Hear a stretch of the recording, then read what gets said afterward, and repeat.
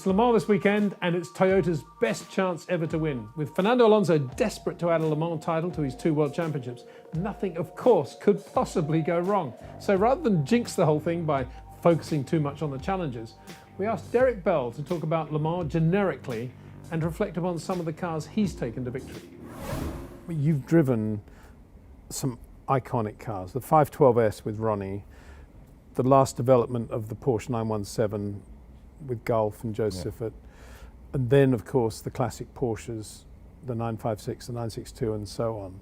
So if you're to find laps at Le Mans when the car's doing what it should be doing and you haven't got any problems and you're at Arnage or Indianapolis and it's the time of the race that you like the most, it might be the early morning, it might be midday, I don't know. Which was the nicest of all those cars and the nicest moments? And how do you compare those cars? There was one particular moment that I naturally remember the 962 and the 956 because we did it for 5 or 6 years, even more, at Le Mans, so it became part of my body. But I used to love going down that straight, of course when there were no chicanes there, but I used to love going down that straight. You never thought of anything going wrong because in the cars I was fortunate enough to drive, they never broke aerodynamically because we had factory cars, and I again was very lucky to have that.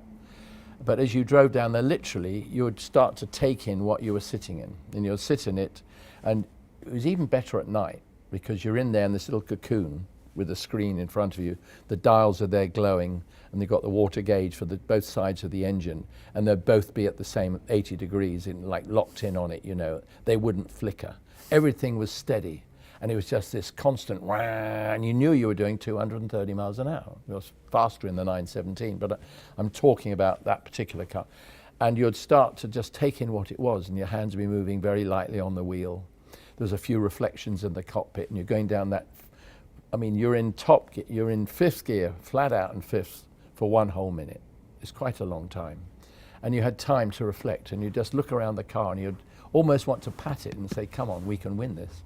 And it was the most uncanny feeling because you were at one with the machine, which you never felt it, to me, at any other track because you didn't get time to think about it. But Le Mans, going down that Mulsanne, you could actually become, you patted it like a horse or a dog that you knew you were going to do well. And I wouldn't say, sometimes it probably let us down, but generally speaking, it always did what we wanted. It was fantastic.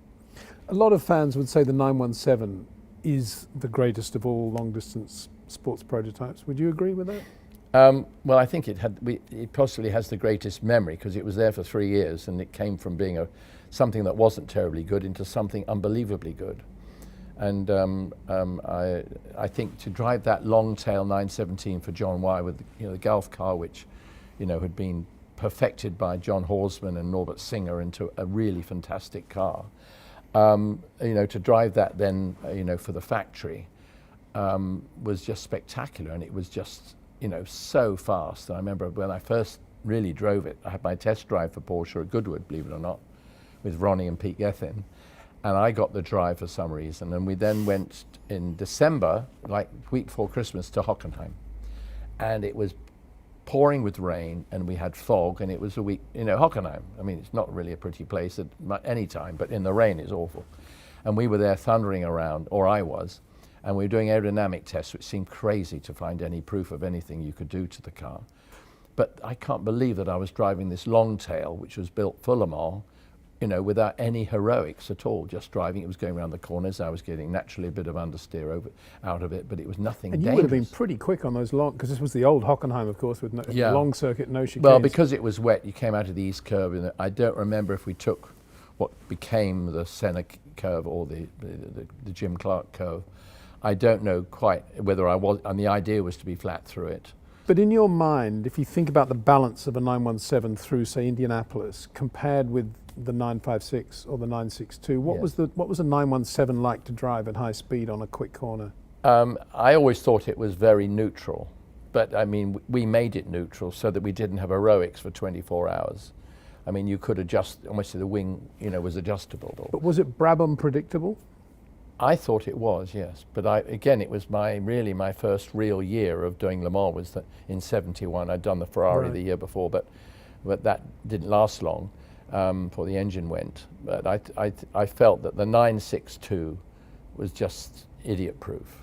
I mean, you could just do anything with that car, and it was very exciting when they said, okay, you know, go out and you're going to qualify now and just give it. And you knew that the engine was the spare engine, because that's what you qualified with. And you'd go out on that, the end of qualifying, and just give it absolute hell.